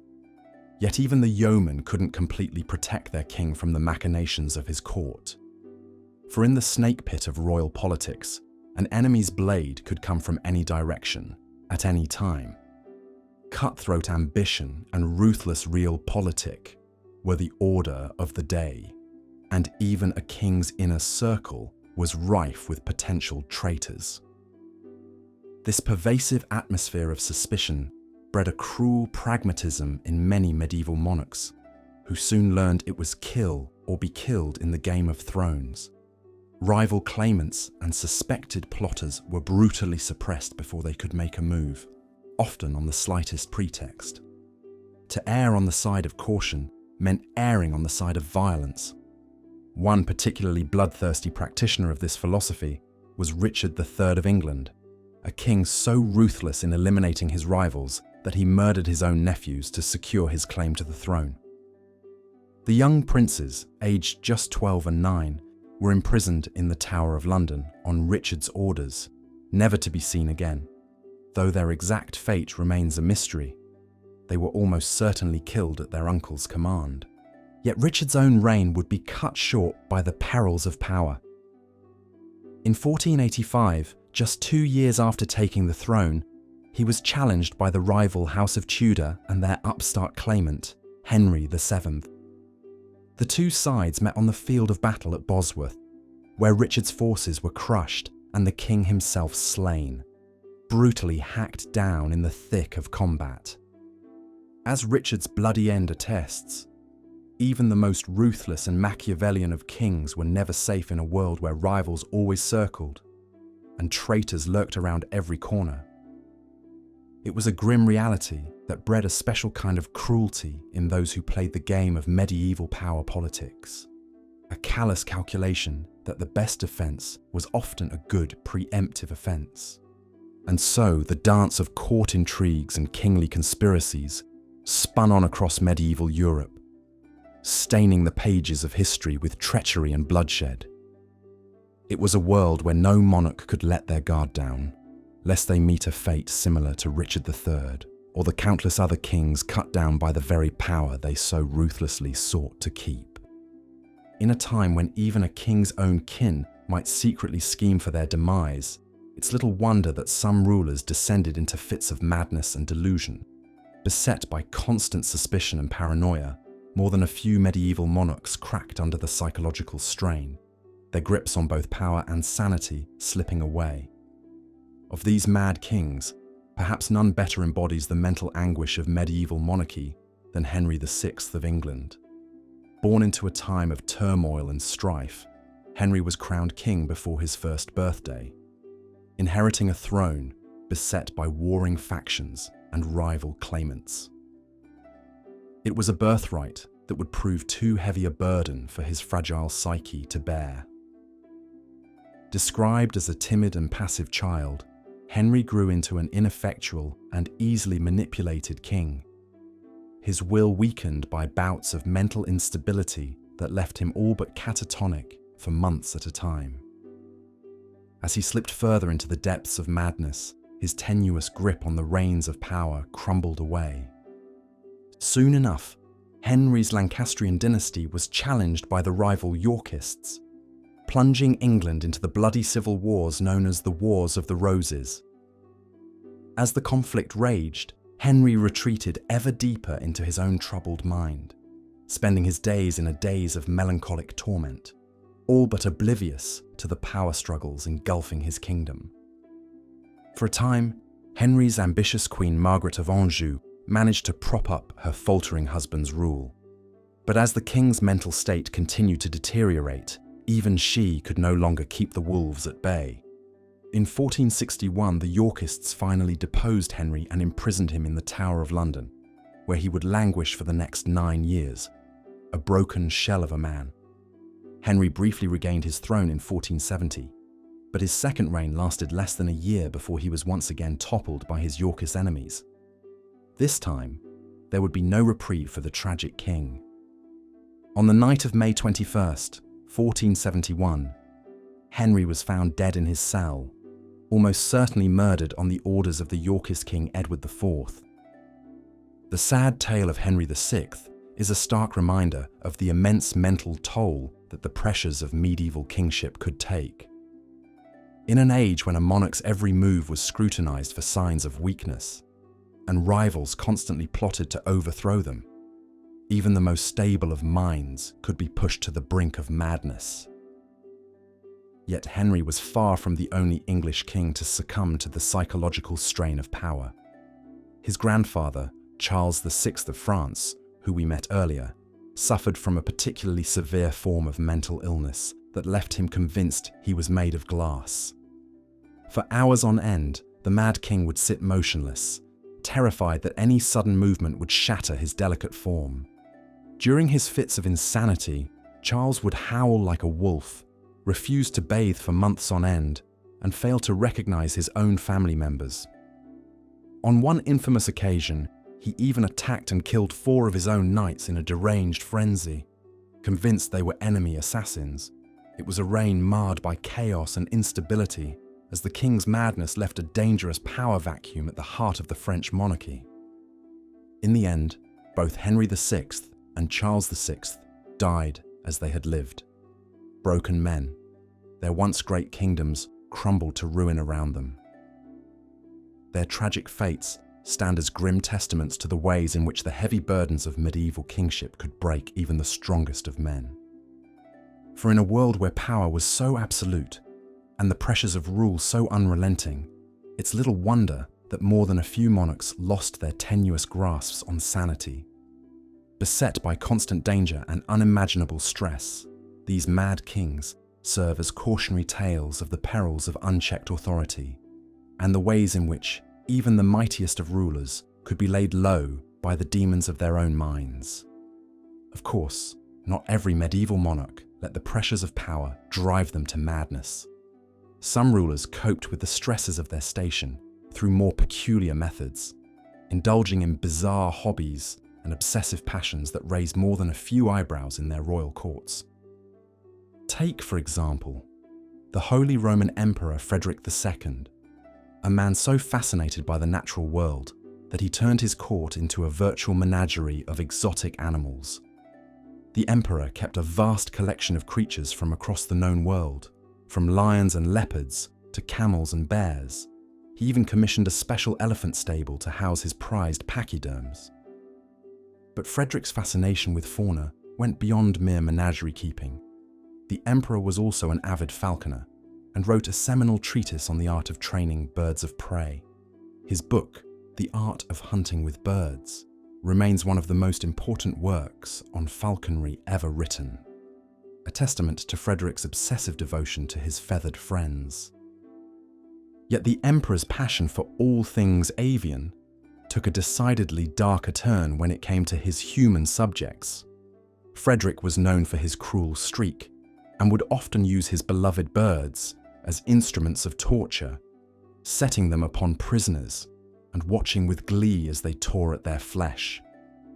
This twisted melding of hobby and horror was all too common among the more deranged medieval rulers, who often blurred the lines between pastime and punishment.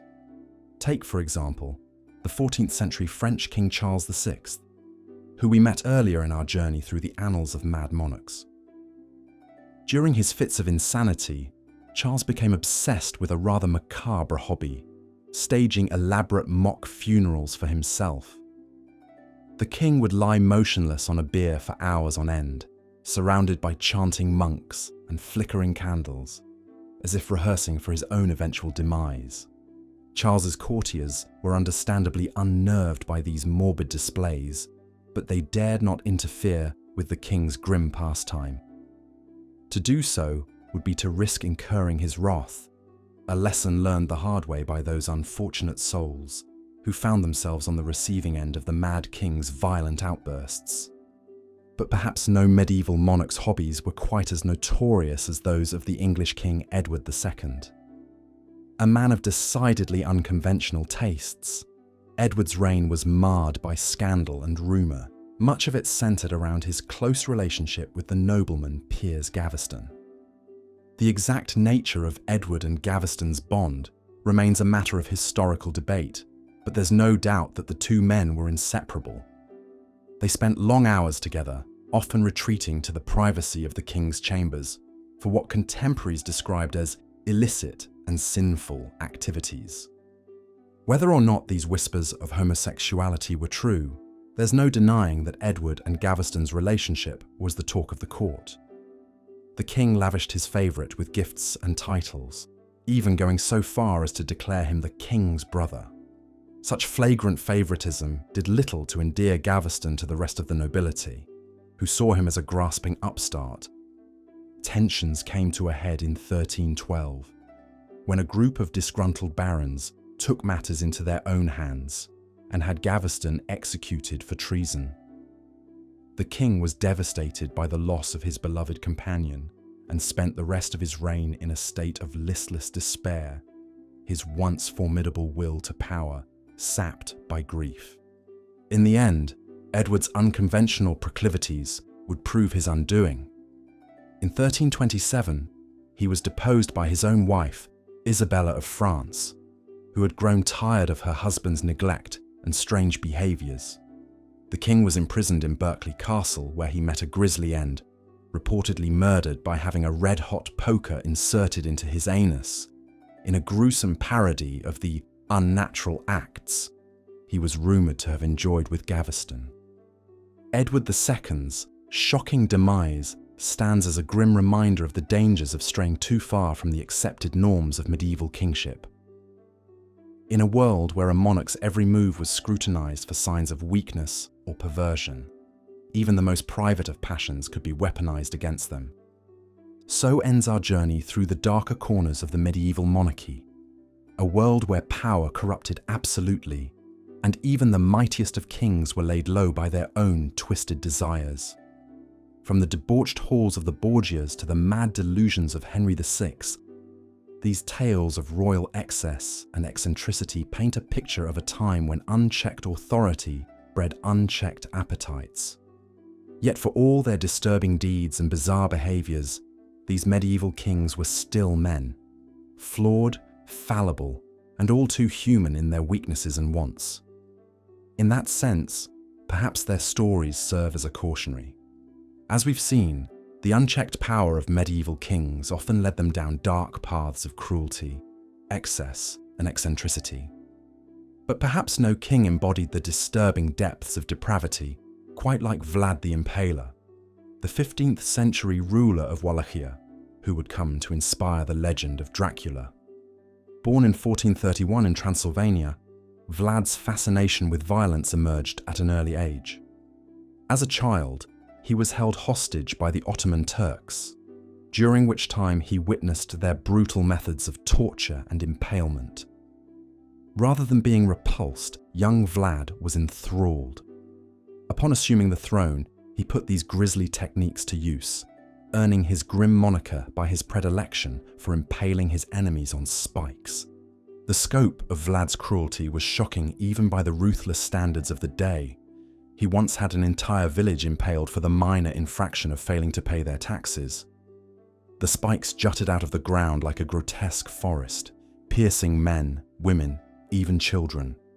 Vlad took a perverse glee in arranging his victims in concentric circles around his dining table so he could enjoy his meal amidst their anguished death throes.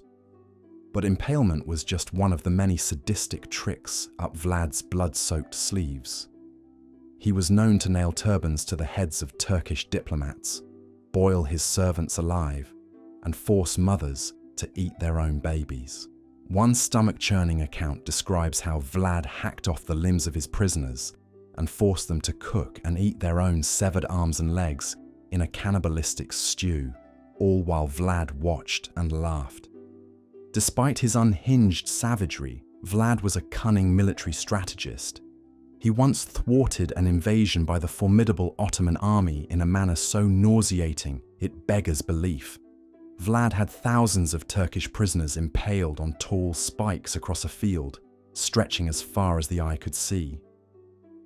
When the Ottoman invaders arrived, they were so repulsed by this grisly display, they turned back in disgust, unable to even face Vlad on the battlefield. Vlad's depravity was so immense that it actually worked against him. His nobility, weary of constantly walking on eggshells lest they incur Vlad's murderous wrath, eventually conspired with Hungary to remove him from power. Vlad was imprisoned for many years before his death in 1476. Legend has it he was assassinated, fittingly, by being stabbed, then beheaded. Yet perhaps The most disturbing aspect of Vlad's story is how he's remembered today, not as a bloodthirsty madman, but as a misunderstood hero in Romanian folklore. His brutal deeds have been recast as the actions of a stern but just ruler who cleverly defended his kingdom against foreign invaders. It seems even the most monstrous of men can be viewed through rose-colored glasses given enough time. If Vlad represented the depths of one man's psychopathic sadism, then the Zhengde Emperor of China demonstrated how wanton hedonism could consume a king. Born in 1491, Zhu Huzhao ascended to the throne at age 14. But rather than learn the sober business of governance, the young emperor chose to spend his days indulging his every sybaritic whim. The Forbidden City became the backdrop for the Zhengde Emperor's lavish orgies and bacchanalian feasts that lasted for days. He took an endless parade of concubines, wearing out a purported 10 women per night with his insatiable carnal appetites.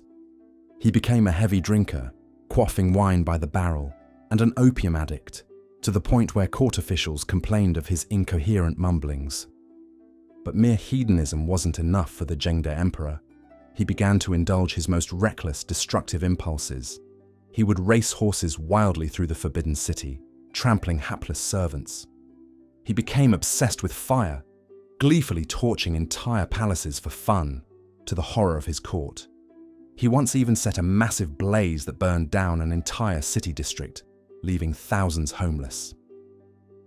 As if to outdo Nero fiddling while Rome burned, the Zhengde Emperor idly plucked his lute as he watched the flames devour the city. The carnage only seemed to excite him further. Giddy with pyromaniacal lust, he began randomly shooting fire arrows from the city walls into the streets below, impaling random civilians to satisfy his sick amusement. The Zhengde Emperor's unquenchable hunger for stimulation led him to take greater risks. He became obsessed with close combat, recklessly challenging much better fighters to armed spars. Not even the emperor, always winning these bouts, could sate his lust for danger. During a drunken boating trip, he repeatedly hurled himself into a lake, nearly drowning each time, forcing his guards to frantically fish him out. This devil-may-care lifestyle finally caught up to the Zhengde Emperor in 1521. While drunkenly cavorting in his pleasure barge, he tumbled into the Grand Canal and drowned before his guards could reach him. He was only 29 years old.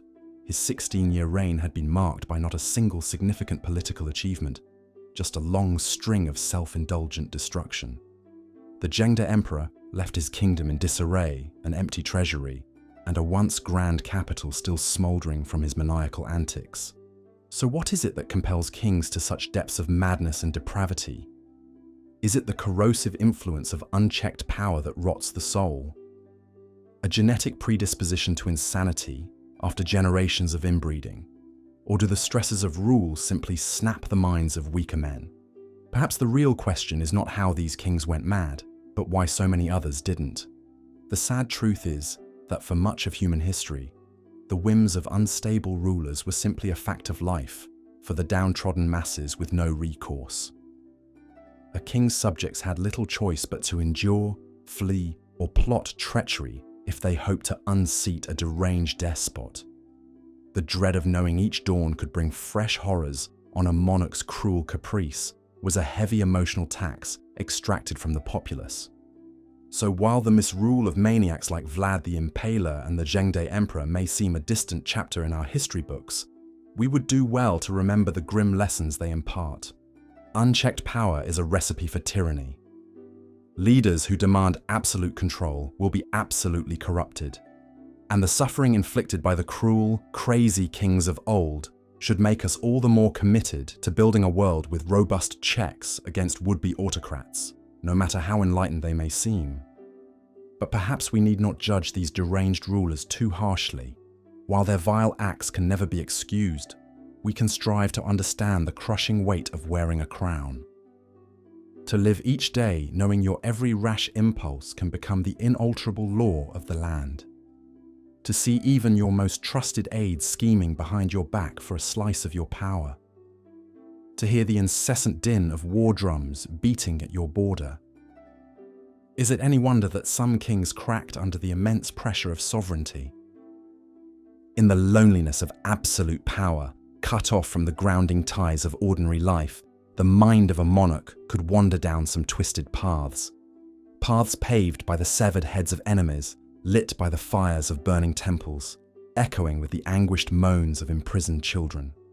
Paths that could lead even once noble rulers into the darkest depths of sadism and insanity. As you drift off tonight, say a silent prayer of gratitude that you need never walk the tyrant's path.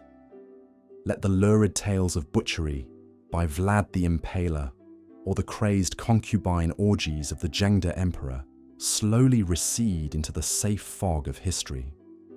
Rest well knowing that in our current age, the power-mad tantrums of an unhinged ruler are more likely to be constrained by constitutions and congresses than unleashed upon trembling citizenries. The murderous misrule of medieval monarchs may make for morbidly fascinating bedtime stories in our modern world. But never forget that for millions of souls across the centuries, they were a nightmarish reality from which there was no waking. The bloody stains these kings left on the pages of history should serve as a sober reminder of why no one person should ever again wield such unchecked power. And with that heavy but important lesson, I bid you good night. We've explored some of the darker aspects of life as a medieval monarch, from their depraved banquets to their cruel punishments, from their expensive eccentricities to their inbred family trees. But as we delve deeper into the sordid lives of these kings, we uncover even more layers of strangeness. Because being royalty didn't just mean having a shiny crown and a fancy castle. It also often involved some very peculiar passions and pastimes that kept them occupied between beheading enemies and betrothing children. Take King James I of Scotland, for example. When he wasn't busy trying to wrangle his unruly nobles or fend off English invasions, James had a rather unusual hobby: witch hunting. And I don't mean in a kind of general burn the heretics sort of way that was all the rage at the time. No, James was positively fanatical about witches. He was convinced there were witches all around him, plotting to overthrow his reign with their wicked spells and diabolical broomsticks. James took this paranoia to a whole new level in 1590 when he personally oversaw the trial of dozens of accused witches, many of whom were tortured into false confessions. He even wrote an entire book on the subject called Demonology, a manual for witch hunters that included such sage advice as how to identify a witch based on moles and birthmarks. Thanks to James's influence, witch trials and executions reached a frenzied peak in Scotland during his rule. I suppose you could say his fascination put a deadly spell on his whole kingdom. Over in Italy, the 13th century Holy Roman Emperor Frederick II had his own set of quirky interests, though thankfully a bit less murderous than James. Frederick was renowned across Europe for his sophisticated court brimming with poets, artists and scholars. But perhaps his greatest passion was for all creatures great and small. His royal menageries were legendary, filled with exotic animals from lions to camels to giraffes never before seen in Europe. Frederick was so fascinated by fauna that he even wrote a zoological treatise based on his observations called The Art of Falconry. But he didn't just study his animals, he also subjected them to bizarre experiments. According to contemporary accounts, Frederick locked prisoners in cages to see how long they could survive without food or sleep. He tried raising children without any human language just to see what would happen. There were even rumors he autopsied one of his men just to study human anatomy. As ruthless as these experiments sound, they point to Frederick's insatiable curiosity about the natural world, a rarity for medieval monarchs more concerned with conquering lands than understanding them. His menageries and studies represented the leading edge of zoological and scientific knowledge in the 13th century.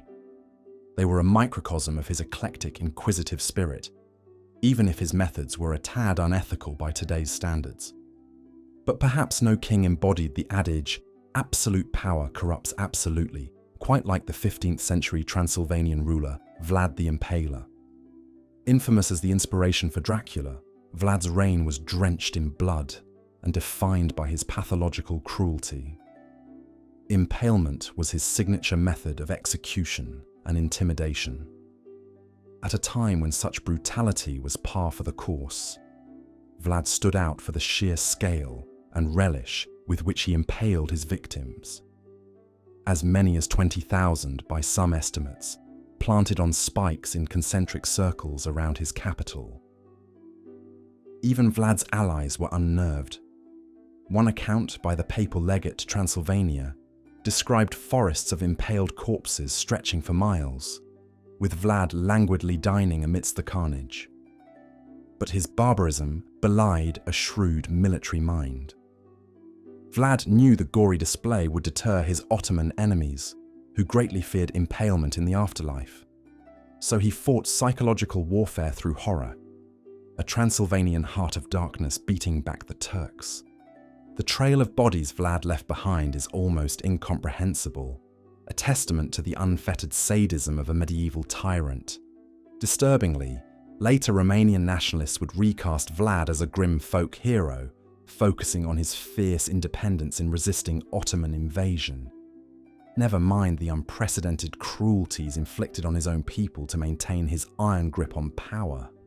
For them, Vlad was a proto-nationalist icon, with the blood on his hands merely the price of sovereignty. And so, we see the strange twists of medieval kingship, how the very attributes that made for a strong ruler in those precarious times could easily metastasize into unchecked depravity and unhinged behavior in the wrong hands. Without limits on power, kings were free to indulge any megalomaniacal madness, to pursue any wild whim, no matter how cruel or outlandish. In a sense, the exorbitant splendor of their courts was matched only by the excess of their vices and eccentricities. The disturbing life of medieval kings may be centuries removed from our modern understanding of leadership, but it serves as a cautionary reminder about the importance of restraints and accountability, lest power run rampant. Perhaps by peering into the dark, distorted mirror of medieval monarchy, we can better appreciate the checks and balances that shape our societies today and remain vigilant against would-be tyrants waiting in the wings. But we've barely scratched the bloody surface of all the skeletons lurking in medieval rulers' closets. From ill-fated peasant kings, to scandalous royal mistresses, to murderous intrigue and beyond. Each shadowy chamber opens onto yet another layer of monarchical mayhem. If your dreams tonight are haunted by visions of power-mad kings running amok, then I'll have done my job as your humble bedtime storyteller. But do be sure to join me next time as we descend ever deeper into the bone-chilling chronicles of medieval kings. We previously explored some of the dark and disturbing aspects of life as a medieval monarch, from the excessive gluttony and debauchery that occurred at royal banquets, to the sadistically cruel punishments kings would inflict on their subjects. But the strangeness didn't stop there. Many medieval kings were known for their peculiar obsessions, unhinged antics, and downright bizarre behaviour. Take for instance James I of Scotland and his fervent fascination with witches. James was utterly convinced that witches were real and posed a serious threat to his rule. He even wrote a book on the subject called Demonology, which served as a guide for witch hunters. In it, he described the supposed telltale signs that a woman was a witch, like having a mark on her body or owning a cat. James took his witch hunts to extremes, personally overseeing the torture of accused witches. In one famous case, he had a suspected witch named Agnes Sampson brought before him. Poor Agnes was fastened to the wall of her cell by a witch's bridle, an iron instrument with 4 sharp prongs forced into the mouth. She was sleep-deprived and brutally tortured until she confessed to ridiculous crimes like using magic to sink the king's ships and dancing with the devil himself. The king's obsession with witches verged into paranoia when he began to suspect that a coven of witches was conspiring to assassinate him. He cracked down hard, having dozens of suspected witches rounded up, put on trial, and burned at the stake in a series of ruthless witch hunts. Scores of innocent women lost their lives because of James's conviction that witches were out to get him. But King James was hardly the only medieval monarch with a weird fixation. Over in Sicily, there was Emperor Frederick II and his fetish for exotic animals. While most kings collected the standard hawks and hounds used for hunting, Frederick amassed a menagerie of creatures strange to European eyes. His royal palace grounds reportedly housed camels, leopards, lions, monkeys, and a famous elephant named Abul Abbas, gifted to him by the Sultan of Egypt. He was especially fond of birds and kept an aviary stocked with exotic species from faraway lands. Frederick was so enamored with his feathered friends that he even wrote a book about falconry that became a medieval bestseller on the subject. But Frederick's eccentric interests went beyond his love of animals. He also had a passion for scientific experiments, some of which ventured into the unethical and downright disturbing. According to one account, he imprisoned a man in a wine cask to see if the human soul could be observed escaping the body after death. Another time, he forced two prisoners to gorge themselves on meals, then had one go hunting and the other take a nap. Later, he disemboweled them to see which had digested their food better. Frederick II was undoubtedly one of the quirkier kings, but even he pales in comparison to some other medieval oddballs. Rudolph II, Holy Roman Emperor during the 16th century, was renowned for his fascination with the occult. The emperor invited all manner of alchemists, astrologers, and magicians to live and experiment in his castle in Prague. Among them was the famed astronomer Tycho Brahe, who Rudolf commissioned to create horoscopes and astronomical charts. He also hired English magicians John Dee and Edward Kelly to lead spiritual seances and experiments in his court. Rudolf spent countless hours shut away in his private rooms, which were filled with mystical items like crystal balls, amulets, talismans, and magically inscribed seals. The emperor was particularly obsessed with finding the Philosopher's Stone, a mythical alchemical substance said to be capable of turning base metals into gold and producing an elixir of immortality. He funded many fruitless expeditions and experiments in his efforts to obtain it, squandering absurd amounts of money in the process.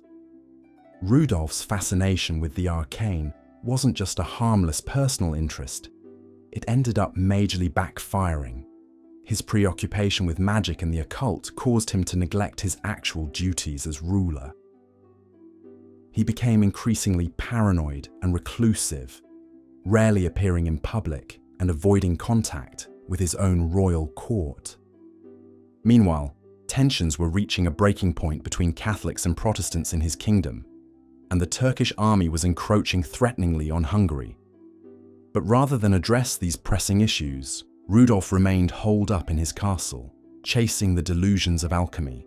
Exasperated with his dereliction of duty, Rudolf's royal family ended up deposing him. In 1611, his own younger brother Matthias sent an army to lay siege to Rudolf's castle in Prague. The once mighty emperor ended up ceding power to Matthias and retiring to a castle in the countryside, where he lived out his days still trying in vain to cook up mystical potions. Rudolf's sorry fate goes to show just how much damage an unchecked obsession could do, even to a man of his stature. But if you think Rudolf's story is strange, just wait until you hear about the unusual rulers who rose to power from the very bottom rungs of society. Typically, medieval kings earned their crowns either by birthright or through military might. It was almost unheard of for a commoner to end up on the throne. But every once in a blue moon, through an unlikely twist of fate, a peasant could find himself rocketed to royalty. One of the most bizarre instances of this occurred in the 16th century Germany with a humble shepherd named Hans Behem. Hans reportedly began hearing voices and having prophetic visions, which he interpreted as a sign from God that he was destined for greatness. He started preaching to local peasants, proclaiming that the end of the world was nigh and that they needed to overthrow their feudal overlords. Surprisingly, Hans's doomsday message struck a chord, and he soon amassed a cult-like following of thousands who believed him to be a divinely chosen ruler. Emboldened by their support, Hans crowned himself king of the peasants and urged his fanatical army of farmers to rebel against the aristocracy. Things quickly spiraled out of control as Hans and his riled-up renegades rampaged through the countryside, raiding castles and burning tax records. Alarmed authorities rushed to quash the peasant uprising and captured Hans. His self-proclaimed reign as king was cut brutally short when he was publicly executed for leading the rebellion. Hans Behem's story may seem like a strange anomaly, but it actually wasn't that unusual for peasant rebellions to rally around a self-declared monarch.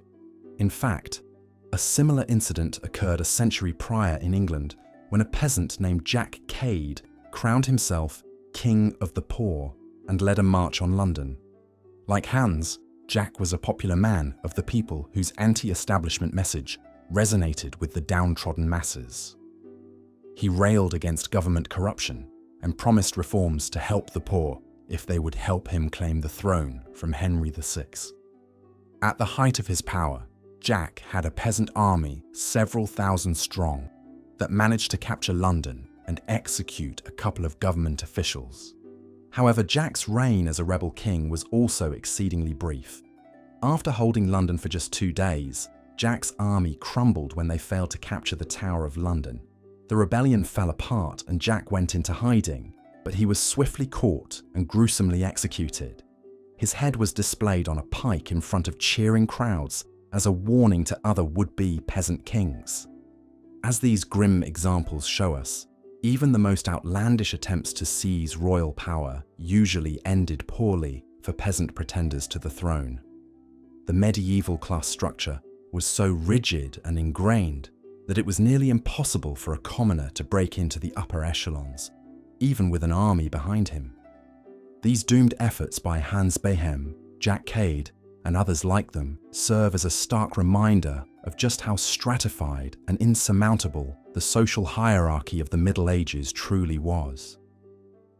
The lives of peasants and kings may as well have been worlds apart. It's frankly incredible to see the disparity between the unchecked power of megalomaniacal monarchs and the near powerlessness of the impoverished masses they ruled over. The disturbing and bizarre reigns of medieval kings offer a fascinating, if unsettling, glimpse into the consequences of too much power concentrated in the hands of flawed individuals. The eccentricities and obsessions of people like James I, Frederick II, and Rudolph II may seem almost comical removed from their historical context. But for the medieval citizens who were subject to the whims of their unhinged rulers, there was nothing funny about living under the thumb of an absolute monarch. While medieval kings could be cruel, crazy, and just plain weird, perhaps the most disturbing thing is that their antics were allowed to play out for so long unchallenged. They could get away with shocking excesses and abuses because their authority was total, and practically no one could tell them no. Of course, not every king was as unbalanced as those we've described. But the temptations of that kind of unchecked power must have been immense. It's not hard to imagine how it would steadily erode a person's sanity, empathy, and grip on reality. The old adage that absolute power corrupts absolutely rings eerily true in the unflattering annals of kingly history. Before we close the book on our look at mad medieval monarchs, let's end with a disturbing thought experiment. Imagine for a moment that you, an average modern person, were suddenly transported back in time and inexplicably placed on a royal throne. If you had the unlimited wealth, authority, and adoration that kings possessed, do you think you would fall prey to similar eccentricities and excesses? Would that kind of power go to your head and lead you down a path of gluttony and sadism? The unsettling truth is that the human flaws and foibles that warped the medieval kings we've covered aren't unique to royalty of old. We all house the potential for cruelty and madness within us. Most of us will thankfully never have our moral fortitude tested by the seductive pull of supreme power. But the temptation is still there, lurking beneath the surface. So while the unchecked antics of medieval monarchs may seem far removed from our current reality, perhaps there's still a cautionary message to be found in their stories. If we're not careful, any one of us could become a tyrant drunk on power and blind to our own flaws. History has shown again and again that even the most well-meaning ruler can transform into a megalomaniac if given free rein.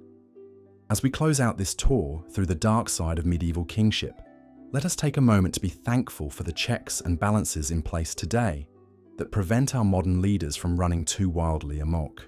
Things may not be perfect, but hey, at least our elected officials aren't force-feeding prisoners to death or burning innocent women at the stake for witchcraft. And that feels like progress. So let us learn from the mistakes of mad kings past. Power in its purest form can be a seductively poisonous thing when wielded without restraint. Perhaps the real disturbing truth is not that medieval kings went off the deep end, but that any of us could theoretically follow in their tyrannical footsteps if given half a chance. But for now, let's allow ourselves to drift off into dreamland, our minds filled with strange visions of raving royals and peasant pretenders. There's an odd sort of comfort in knowing that, hey, at least our lives aren't as crazy as those of the unhinged kings of yore. That's something, right? Rest well, dear listener, and be glad that your legacy will likely be significantly less bloody than that of Henry VIII, and that no one will display your decapitated head on a spike. Probably, with medieval kings, you never know. Previously, we recounted the rags to riches and back to rags, tales of peasants who briefly became kings through bizarre twists of fate, like the ill-fated German shepherd Hans Bohm, who gained a cult following and declared himself king before facing the executioner's axe. These short-lived reigns of peasant kings highlighted the social inequities and class struggles that simmered beneath the gilded veneer of medieval kingdoms. As we conclude our journey through the dark, disturbing, and downright bizarre lives of medieval monarchs, it's worth reflecting on the corrosive effects that absolute power had on the hearts and minds of so many kings. The unchecked authority, opulent wealth, and lack of accountability afforded by divine right rule proved to be the ultimate test of character, one that most medieval kings ultimately failed in shocking and depraved ways. From the gluttonous excess and drunken debauchery of royal feasts, to the sadistic cruelty of grisly punishments inflicted for minor slights, to the unhinged eccentricities of inbred and mentally unstable rulers, medieval kings demonstrated time and again how easily absolute power corrupts absolutely. The rampant depravity, brutality, and instability among medieval monarchs serves as a cautionary tale about the dangers of concentrating too much power in the hands of flawed human beings. Perhaps most disturbing of all is the fact that the shocking antics you've heard about tonight are merely the tip of the iceberg. These are just the misdeeds that were brazen enough to be recorded and well known enough to echo through history. One shudders to imagine the full scope of debauchery that has been lost to time. As appalling as many of the true stories you've heard tonight have been, there is some comfort in knowing that the age of unchecked tyrant kings wielding absolute authority has largely passed into history. The Magna Carta, the Renaissance, the Enlightenment, and the advent of constitutional monarchies and democratic republics have gradually placed limits on the power of individual rulers. Today, most world leaders are subject to the checks and balances of laws, legislatures, and the will of the people. While modern politicians are far from perfect, at least those who abuse their power can typically be voted out of office rather than ruling until death like the medieval kings of old. So, as you drift off to sleep tonight, take a moment to appreciate the progress humanity has made in creating governments that, while still flawed, are more humane, balanced, and accountable than the unchecked monarchies of the Middle Ages. the abuses of medieval kings, as disturbing as they were, sowed the seeds for our modern ideas about limited government, rule of law, and the dangers of absolute power. By learning from the dark chapters of the past, we can hopefully avoid repeating them and build a brighter, more just future. And on that comforting note, this is where we will bring our tour through the disturbing lives of medieval kings to a close. Thank you for joining me on this journey back in time. May your dreams be a bit less filled with depraved monarchs tonight. This is your humble history guide, signing off. Previously, we explored some of the decadence and debauchery that occurred at medieval royal banquets, where excessive feasting and drunken antics were the norm. But the dark side of medieval kingship extended far beyond overindulgence at the dinner table. Many monarchs of the Middle Ages also gained a reputation for doling out shockingly cruel and brutal punishments, even for relatively minor offences against the crown.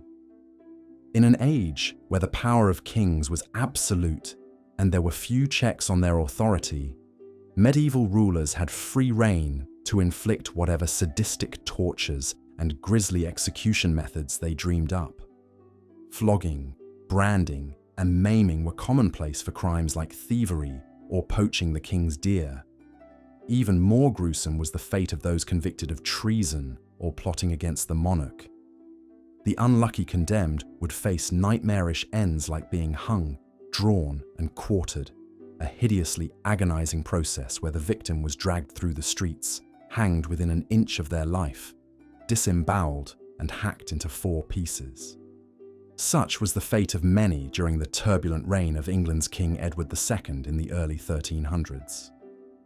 But perhaps no medieval English king was more infamous for his cruelty than King John. The tyrannical ruler, who reigned from 1199 to 1216, was notorious for his ruthless treatment of prisoners and anyone else who got on his bad side. Chroniclers at the time accused him of starving captives to death in his dungeons and even murdering his own nephew. One particularly disturbing story describes how John dealt with a peasant who disobeyed his hunting laws. Enraged, the king ordered the man to be covered in stag antlers and torn apart by a pack of ferocious dogs. Medieval historian Frank Macklin wrote of King John, "He was an unstable, cruel, and shallow man. In all his life, he never showed kindness, generosity, or gratitude to anyone." While King John set the bar for brutality, he was far from the only medieval monarch with a mean, sadistic streak.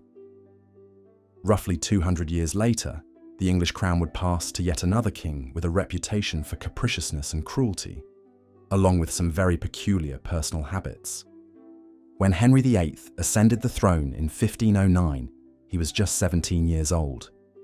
But he quickly set about living life large as only a young, robust king with near limitless power and wealth could.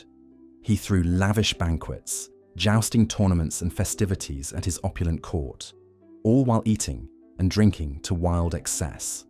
It's said the king's meals typically consisted of up to 14 courses, and his waistline ballooned as his reign wore on. At the same time, Henry developed expensive tastes and peculiar preoccupations that would make even the most sycophantic royal brown's-noser cringe. For one, he reportedly insisted on having a dedicated servant on hand at all times, specifically to wipe his royal posterior after using the chamber pot. Even more bizarre, he ordered his staff to keep a plentiful supply of custom-made, extra-soft toilet paper at the ready, a luxury that required purchasing the finest white linen and hand-dyeing it a deep brown to mask any unpleasant stains. But Henry VIII's eccentricities paled in comparison to his famously fickle romantic life and the ruthlessness with which he discarded of wives who displeased him. The king ploughed through a grand total of 6 marriages in his 36 years on the throne. 2 of those wives, Anne Boleyn and Catherine Howard, met the same grim fate when they fell out of favour with the mercurial monarch, a date with the executioner's block atop the Tower of London. With each queen that Henry wed and then rejected, his decisions grew more rash and his temper shorter. Courtiers, advisors, and foreign dignitaries all walked on eggshells, trying not to become the target of one of the king's angry outbursts or erratic whims. The Venetian ambassador painted a grim picture in 1515, describing Henry as so covetous that all the riches in the world would not satisfy him. He is on the worst terms with everyone. Henry VIII's hot-headedness and turbulent personal life had very real consequences for his court and country. But in other cases, throughout medieval history, a monarch's mental instability stemmed from more complex issues than pure power tripping. In the next chapter, we'll explore how limited medical knowledge of psychological disorders often meant that kings wrestling with mental illnesses went undiagnosed and unchecked, with troubling results. And so we've seen how the unchecked power of medieval kings often led to disturbing acts of cruelty, debauchery, and just plain weirdness. But perhaps no king exemplifies the dangers of absolute rule more than the notorious Ivan IV of Russia, known to history as Ivan the Terrible. Born in 1530, Ivan had a traumatic childhood marked by abuse, intrigue, and murder. Both his parents died when he was just a boy, leaving him at the mercy of manipulative nobles who used and tormented the young prince. By the time he was crowned Tsar of all Russia at the tender age of 16, Ivan was already a deeply damaged individual. As ruler, Ivan lived up to his fearsome moniker. He was notoriously paranoid, quick to anger, and disturbingly sadistic. In fits of rage, he was known to beat, torture, and execute anyone who displeased him, including his own family members. In one particularly gruesome episode, he beat his own pregnant daughter-in-law for wearing immodest clothing, causing her to miscarry. Ivan's most infamous atrocity was the massacre of Novgorod. Suspecting the influential city of plotting against him, Ivan gathered an army and marched on Novgorod in 1570. What followed was 6 weeks of unspeakable horror as Ivan's forces raped, pillaged, and slaughtered thousands of innocent civilians. By some accounts, the nearby Volkhov River literally ran red with blood. But Ivan's cruelty wasn't limited to his enemies. He was also notorious for turning on his friends and allies at the slightest hint of disloyalty. In a fit of rage, he even struck his own son and heir with a scepter, dealing a fatal blow. Overcome with remorse, the mad Tsar spent days weeping and praying over his son's corpse, but the damage was done. Ivan died 3 years later, leaving Russia in the hands of his simpleton son. The story of Ivan the Terrible is a chilling reminder of what can happen when one person is allowed to wield unchecked power. It's a tale that's been repeated throughout history, from the depravities of the Roman emperors to the atrocities of 20th century dictators. But it's a lesson that bears repeating, especially in our own turbulent times. As we've journeyed through the dark annals of medieval kingship, it's easy to be shocked, appalled, and even strangely fascinated by the depths of human cruelty and folly. But perhaps the most important takeaway is a renewed appreciation for the safeguards and institutions that protect us from the worst excesses of power today. We may not live in an age of divine right kings and unchallenged despots, but the temptations of power are always with us. By studying the mistakes of the past, we can hopefully avoid repeating them in the future. And by telling these strange and sometimes disturbing tales, we keep alive the memory of those who suffered under the yoke of tyranny. So while the life of medieval kings might make for good bedtime fodder, the real lesson here isn't to lull you to sleep. It's to wake us up to the dangers of unchecked power in any age. And on that slightly unsettling note, we come to the end of our journey through the darkest corners of medieval history. If you've enjoyed this lurid yet informative foray into the past, be sure to like and subscribe for more tantalizing tales designed to edify and stupefy. Until next time, sweet dreams, and let's all be grateful we don't wake up to find ourselves subjects of a 15th century tyrant king. Thanks for watching.